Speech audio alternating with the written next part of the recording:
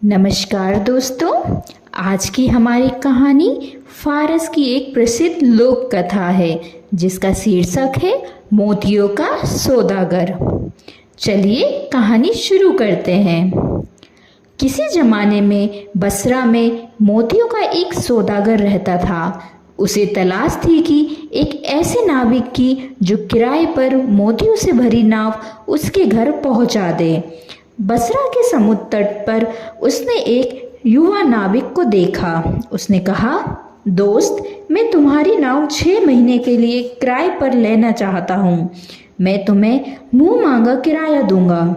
युवक मल्लाह अबुल बारिस ने कहा, मैं 1000 स्वर्ण दिनार चाहता हूँ। उस बूढ़े सौदागर ने उसी क्षण 1000 स्वर्ण मुद्राएं गिन दी और कहा, मैं कल फिर आऊँगा, तुम अपनी नाव के साथ यहीं मिलना। उस बूढ़े सौदागर ने यह कह के वहां से चला गया। दूसरे दिन वह ठीक समय पर आया। अबुल बारिस ने उसे सलाम बोलकर नाव समुद्र की ओर बढ़ा दी। लगातार 3 महीने यात्रा करने के बाद वे एक द्वीप में उतरे। उस बूढ़े सौदागर के साथ एक गुलाम व 20 खाली बोरे थे तथा एक मजबूत व बड़ी टोकरी थी। द्वीप पर पहुंचकर उसने कुछ बोरे अबुल बारिस को थमाए और कुछ अपने गुलाम को तथा टोकरी स्वयं ली।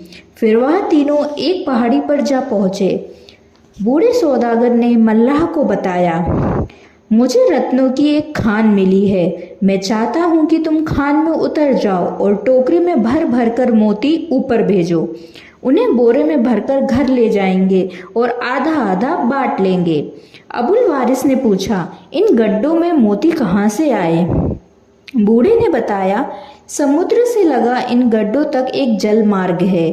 उसी मार्ग में सीपों के झुंड तैरकर गड्ढों में आ जाते हैं। तुम यह रहस्य किसी से प्रकट मत करना।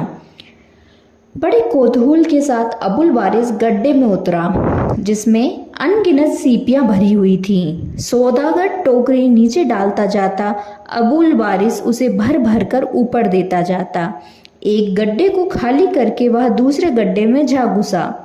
मोती निकालते निकालते उसे रात हो गई। उसने कहा, अब मैं बहुत थक गया हूँ, मुझे बाहर निकालो।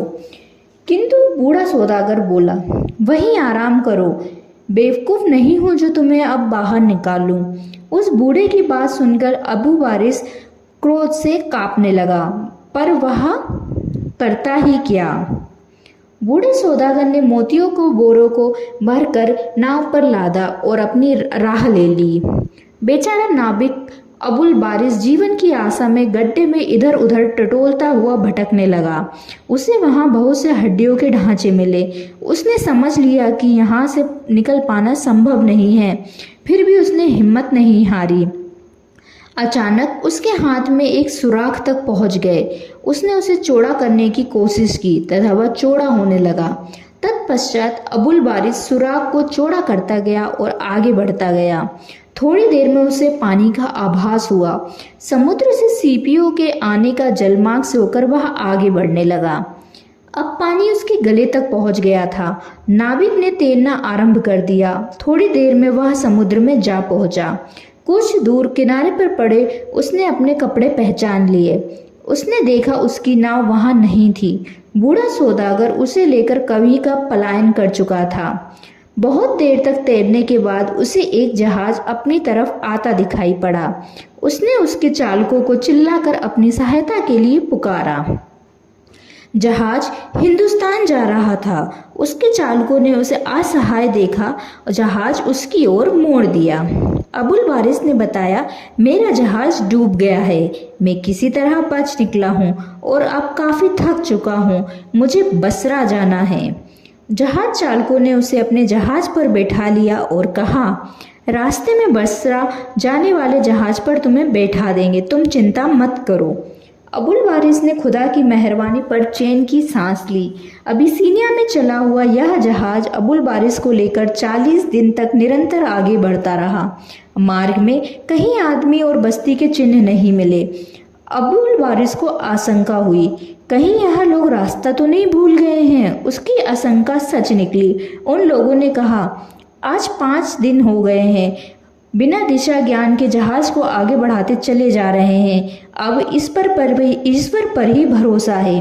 थोड़ी देर बाद उन्हें समुद्र में एक मीनार दिखाई पड़ी। जहाज अपने आप उसी ओर बढ़ने लगा। अबुल वारिस ने घबरा कर कहा, शायद हम लोग शेर के मुंह की ओर बढ़ रहे हैं। शेर का मुंह? जहाज चालकों ने घबरा कर पूछा। अबुल वारिस ने कहा, मेरे पिता कहा करते थे, समुद्र में एक ऐसा स्थान है जहां फंस जाने पर जहाज किसी तरह नहीं निकल सकता, बल्कि उसी ओर बढ़ता जाता है और टूट फूट कर चूर हो जाता है। इसे ही शेर का मुख कहते हैं। उसी समय उन्हें कुछ टूटे तख्ते तैरते दिखाई देने लगे। लोगों ने समझ लिया, अब मौत के फंदे में बुरी तरह फंस चुके हैं।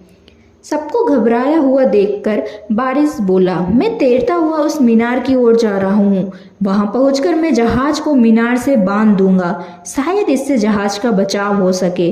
तुम लोग धैर्य से काम लेना। उसने ऐसा ही किया। मीनार एक पहाड़ी पर बनी थी। वहां पहुंचकर वारिस ने देखा, मोटी जंजीर से बंधा एक नगाड़ा मीनार के द्वार पर लटका रहा था। सामने एक शिलालेख था। यदि कोई व्यक्ति 3 बार इस नगाड़े पर चोट करे तो जहाज अपने आप भंवर से निकल सकता है।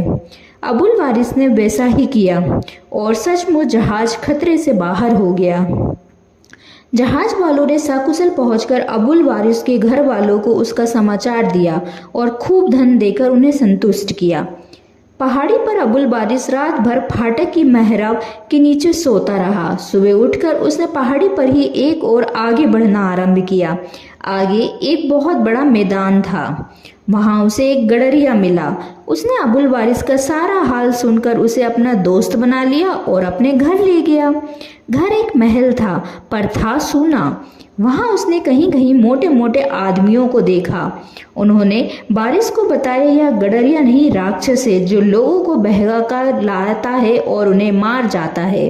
उसी समय गडरिया आया और लोहे की 2 मोटी सलाखों पर एक मोटे आदमी को भूनकर खाने लगा। अवसर देखकर वारिस ने झट एक गर्म सलाख उठाई और उससे राक्षस की आंखें फोड़ दी। राक्षस छटपटाने लगा। जब भेड़ों के बाहर निकलने का समय आया तो अबुल वारिस ने सोचा, मैं भी किसी तरह अहाते से बाहर निकल जाऊं, लेकिन उसने देखा कि राक्षस अहाते के फाटक पर खड़ा भेड़ों को टटोल रहा था। अबुल वारिस ने झट एक भेड़ को मारकर उसकी खाल ओढ़ ली और भेड़ों के बीच होकर फाटक से बाहर निकलने लगा। राक्षस को जब भेड़ से भिन्न किसी दूसरी वस्तु का एहसास हुआ तो वह उस पर टूट पड़ा। पर अबुल वारिस ने बड़ी फुर्ती से उसके हाथ में भेड़ की खाल देकर लंबी छलांग लगाई और पल भर में वह फाटक से बाहर हो गया। रास्ते में उसे एक देव मिला। वह भी उसे बहकाकर अपने घर ले गया और अपना गुलाम बना लिया। वारिस ने किसी तरह देव की स्त्री की सहायता से छुटकारा पाने में सफलता प्राप्त की और बसरा की ओर वापस आते हुए एक जहाज की सहायता से वह पुनः अपने घर वापस आ गया। अबुल वारिस अब काफी बूढ़ा हो चला था। एक दिन वह समुद्र के किनारे उसी स्थान पर बैठा था कि मोतियों का एक सौदागर पुनः वहां आया और मुंह मांगा दाम देकर उसकी नाव किराए पर ले ली। अबुल वारिस ने उसे पहचान लिया। यह वही सौदागर था जिसने उसे मरने के लिए खान में अकेला छोड़ दिया था। अबुल वारिस के बाल असमय सफेद हो जाने के कारण सौदागर उसे पहचान न सका। अब की बार वह किसी कीमत पर गड्ढे में उतरने को तैयार नहीं हुआ। सौदागर को ही उसने बातों में फंसाकर गड्ढे में उतारा।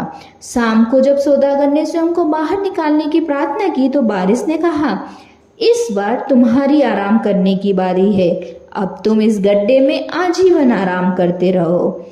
अपने जैसे सताए अनेक लोगों का बदला अबुल वारिस ने सौदागर से ले लिया था।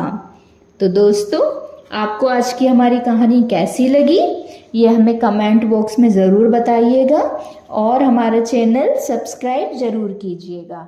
धन्यवाद।